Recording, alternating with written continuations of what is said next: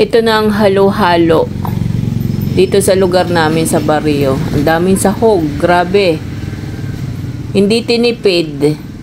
May saging. Ang daming sahog niya. Ano yung magkano lang to? Napakamura lang. Kaya nagulat ako. Ang sarap niya. Malaki din yung kanyang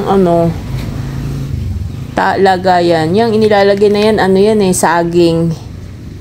Nauna na yung munggo o yung beans. Red beans, tapos saging ito. Minatamis na saging. Ayan o, ang dami niya maglagay ng sahog. Hindi ata nalulugi itong nagtitinda na ito. Oh. Tapos, ito yung ano ata ito Hindi ko naman, parang ito yung kao, yung matamis na na kaong ata yan. Ayan tapos may pinipig pa yan. Ayan, pinipig yung inilalagay na iyan. Ayan. Ay, buti tumutubo pa ito. Ay, kakamura. Meron yan, sago. Yan ang lahok ko. Sago, saging. Tapos yung red beans. Yan, meron pa. Yan, 1, 2, 3, 5.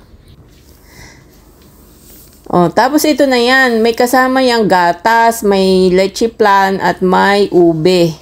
Kasi hindi na pinakita, kasi ipinasok sa loob, nilagyan ng yelo. Yun lang ang naka-display sa labas.